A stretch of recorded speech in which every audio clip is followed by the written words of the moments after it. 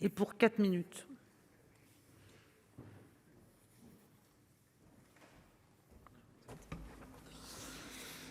Madame la présidente, monsieur le garde des Sceaux, monsieur le rapporteur, mes chers collègues, comme chacun sait, depuis 2016 et le référendum britannique, l'Europe subit malheureusement les rebondissements sans fin du Brexit.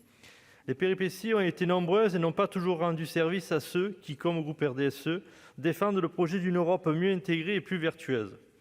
Dans ce contexte, nous nous réjouissons de poursuivre la discussion d'un texte participant à renforcer la coopération européenne et à mutualiser les efforts des nations qui la composent. Et de la même façon, nous nous réjouissons que la commission mixte paritaire soit parvenue à un accord sur celui-ci, d'autant qu'il porte sur l'une des fonctions les plus fondamentales de nos pouvoirs publics. Sans en refaire l'historique, il a donc été institué en octobre 2017 au niveau européen un parquet chargé de poursuivre les infractions portant atteinte aux intérêts financiers de l'Union européenne. Ce dernier a d'ailleurs récemment trouvé son siège au Luxembourg.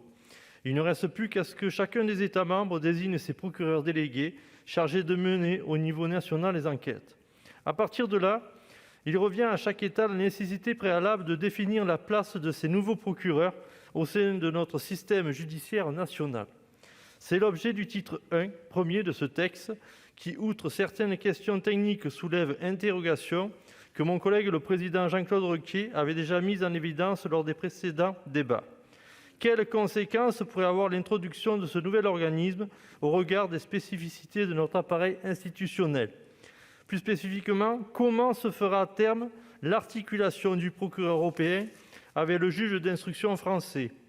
Faudra-t-il à nouveau se poser la question de son existence ? Ces questions sont d'autant plus légitimes qu'elles ne vont concerner qu'une minorité de pays au sein de l'Union.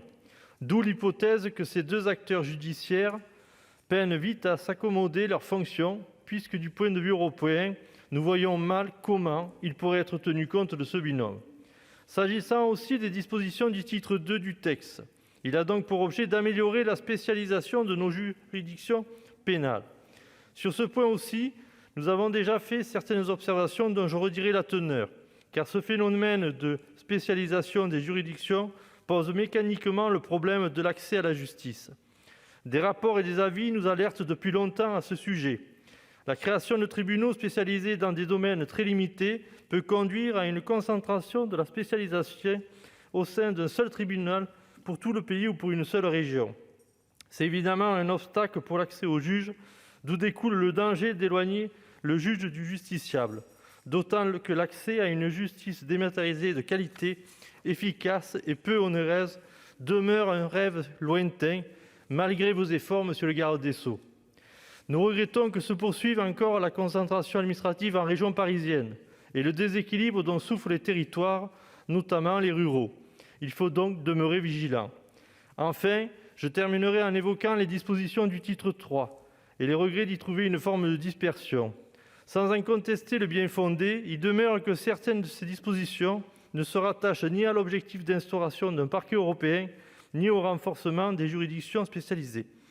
Sans doute n'y avait-il pas de wagon législatif plus pertinent, mais comme toujours, nous nous méfions des textes balais et disparates dans le détail desquels se nichent parfois de bien mauvaises surprises. Aussi, au regard de ces observations, le groupe RDSE votera en faveur de ce texte. Merci. La parole est à Madame Cécile Cukierman pour le groupe communiste.